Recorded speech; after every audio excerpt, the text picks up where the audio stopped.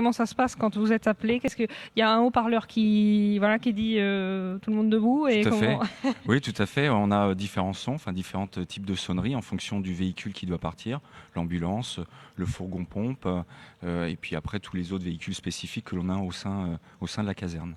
Il y a 80 pompiers ici dans la caserne, en tout cas qui travaillent dans la caserne, c'est ça? Voilà, c'est ça. Donc ils sont répartis en équipes pour pouvoir assurer 24 heures sur 24. Et donc ces 80 pompiers font un rythme de travail de 24 heures de garde. Et puis ensuite, on alterne avec les différentes équipes.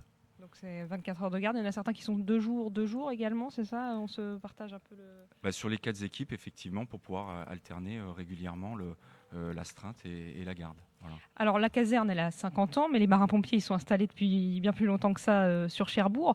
Alors il a fallu déménager il y a 50 ans. Elle n'était pas ici du tout au départ. Hein, oui, elle n'était pas ici, elle était rue de l'Abbaye. C'est pas très loin, hein, c'est à quelques mètres. Hein. Oui, c'est juste de l'autre côté de l'avenue de Cessart.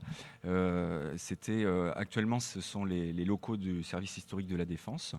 Et donc, il y a 50 ans, eh bien, les marins-pompiers habitaient cette partie de l'arsenal, d'une certaine manière.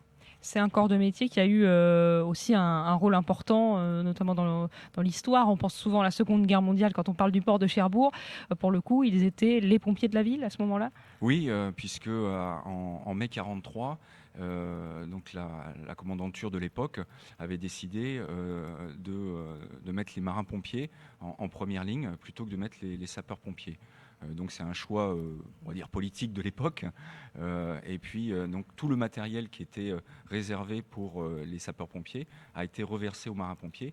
Et il n'y avait plus que les marins-pompiers qui assuraient et la défense de l'arsenal et la défense de la ville de Cherbourg et de la région de Cherbourg. Aujourd'hui, vous vous concentrez principalement sur l'arsenal, sauf événements exceptionnels. On vous a vu notamment lors des épisodes neigeux en 2011, en 2013, pardon, 2013, il y avait eu une intervention des pompiers, mais sinon vous êtes principalement sur les bateaux, sur la base navale de Cherbourg. Ouais. Comme l'a précisé le commandant tout à l'heure, notre cœur de métier, c'est la marine nationale. Et donc l'arsenal, la base navale de Cherbourg étant notre principal lieu de jeu, entre guillemets, eh bien, il y a aussi, comme on est des marins-pompiers, eh bien, on va aussi en mer dans différents cas, les chalutiers dernièrement en septembre et en janvier dernier, pour l'action de l'État en mer. Et puis on a donc une convention avec les sapeurs-pompiers pour aller leur donner un coup de main si jamais ils ont un petit souci, et puis pour aussi la population de Cherbourg. Est-ce qu'on se sent d'abord pompier ou d'abord marin quand on est marin-pompier? Les deux. Les deux, mon capitaine, comme on dit. Les deux, oui. On rentre dans la Marine nationale. Nous sommes des militaires de la Marine nationale. Et puis, notre particularité, puisque dans la Marine nationale, il y a énormément de spécialités, eh bien, le cœur de métier, c'est d'être un pompier de la Marine nationale.